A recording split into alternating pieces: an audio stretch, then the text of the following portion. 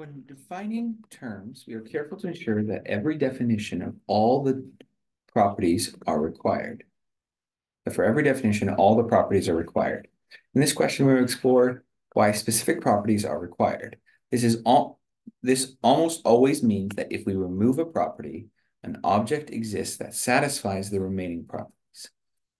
And here, it satisfies the remaining properties, but does not satisfy the desired definition. So here we're going to explore the definition of a basis.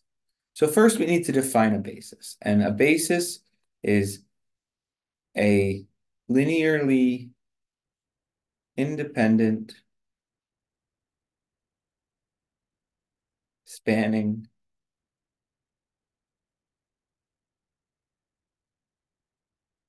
set.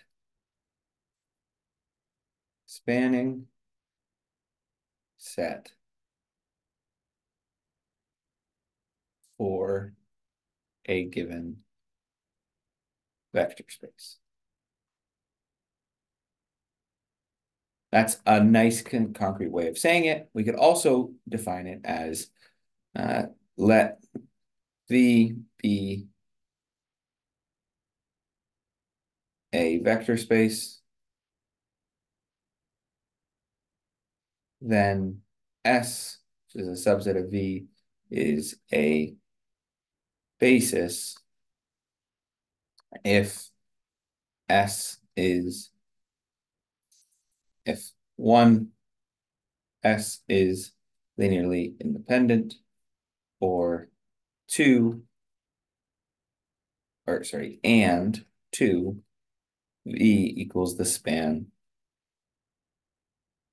of S. Okay. So those are the two properties in order for it to be a basis. We have it's a subset of a vector space satisfying these two properties. So now what we're going to show is we're going to show that there exists a vector space V and a spanning set S such that S spans V, but S is not linearly independent.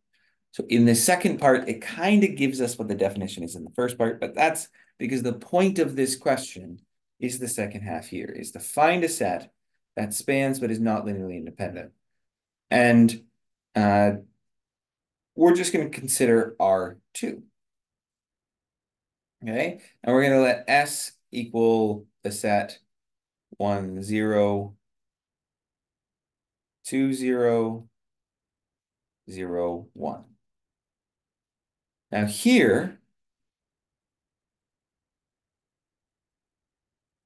we can show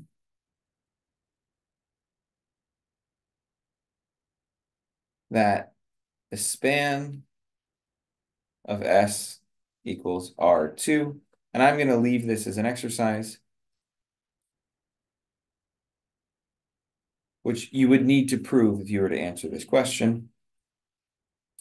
And 2, we can show that S is not linearly independent. And the easiest way to show this is 2, 1, 0 plus minus 1, 2, 0 equals 0.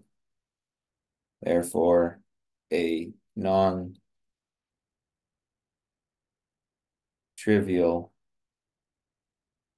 linear combination exists.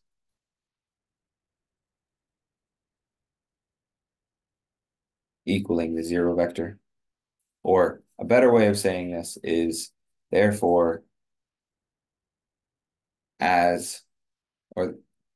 the 0 vector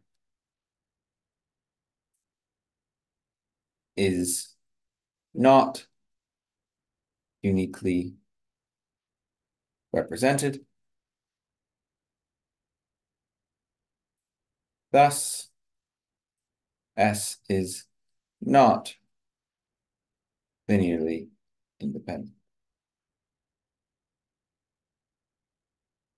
Okay, and now we have a subset, and this set here,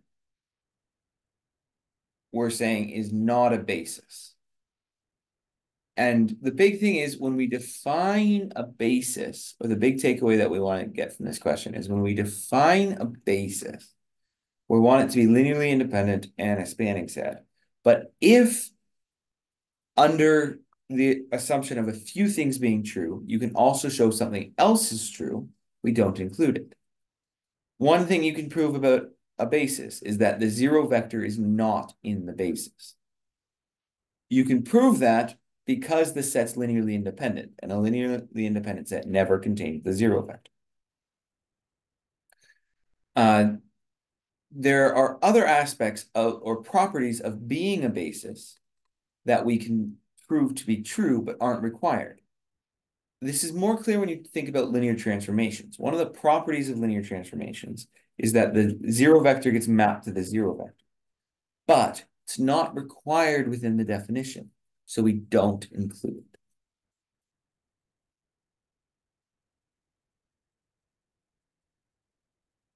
Here, before Gunji, we have to go through and we have to do our elementary row operations in order to show either that the augmented matrix exists, the echelon form of the matrix is not the identity, thus no inverse exists, or we go through the work to prove that an inverse does exist. So we start with 1, 2, 1, 3, 2, 3, 1, minus 1, 3, 4, 1, 2, 4, minus 2, 2, 1, with 1, 0, 0, 0, 0, 1, 0, 0, 0, 0, 1, 0, and 0, 0, 0, 1. And here, I'm going to start with R2 minus 2R1, replacing R2, R3 minus 3R1, replacing R3, R4 minus 4R1, replacing R4, to give 1, 2, 1, 3, 1. Now here when I subtract, I'm going to get 0, minus 1, minus 1, minus 4, minus 2, 1, 0, 0.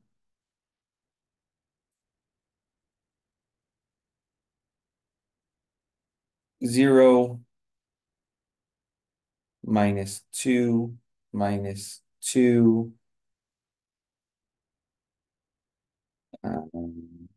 minus 7, minus 3, 0, 1, 0. And this is going to be 0, minus 10, minus 3, minus, or this should be minus 2.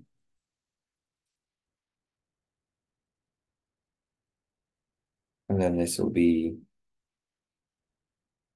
minus 11 and minus 4, 0, 0, 1. Now from here, R2 minus 1 times R2 replaces R2, giving me 1, 2, 1, 3, 1, 0, 0, 0, 0, 1, 1, 4, 2, minus 1, 0, 0, 0. If we wanted, we could do minus 1 times all of them, but we're just going to leave it as minus 2, minus 2, minus 7, minus 3, 0, 1, 0, and 0, minus 10, minus 2, minus 1, minus 4, 0, 0, 1. And we're going to now take R1 minus 2, R2, replacing R1, R3 plus 2, R2, replacing R3, and R4 plus 10, R1 replacing, or R2 replacing R4. And this gives us 1, 2, 1, 3. And now I'm going to get 0, 1, 1, 4, 2, minus 1, 0, 0. Let's update this first row. Adding 2, I'm subtracting 2 off, so this gives me 0, minus 1, minus 5. And now I'm subtracting 2 of those, so it's going to be minus 3, 2, 0, 0. And now I'm adding, so 0, 0, 0, 1. This is going to become 1, 0, 1, 0. And now 1, minus 1, minus 2, 1, 0. And now 0, I'm adding 10 times the first, so it's 0, and then 8, and then 39. And then when I have 39, I get, I add 10 times, which is 6, minus 10, 0, 1.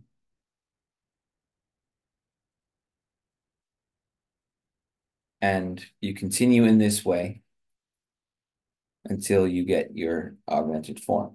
And either you're going to get an augmented matrix here, which gives you a, hey, or you're going to get an echelon form that isn't the identity.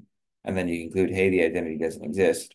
Or you're going to get the identity here, and then this matrix here, whatever it is your inverse matrix. Okay.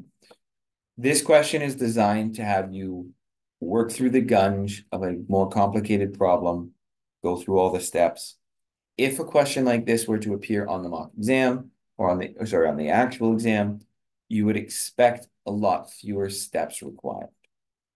It wouldn't keep going, but 4 or 5 more steps is not too bad. It's not a terrible amount of work. Yes, we have to be careful, but the key thing is, do you know the process? And if you do know the process, do you know how to make the right conclusions? So it probably would not be worth a ton of marks. 4 would be reasonable. How do we set up? Do you know what you're supposed to do? Then when you do it, what result did you get? And then based on the result that you get, did you make the appropriate conclusion? What was your result? 1 mark. There wouldn't be a ton of marks for the gunge work, but there is a mark for incorrect interpretation. There is a mark for, did you get the right result? So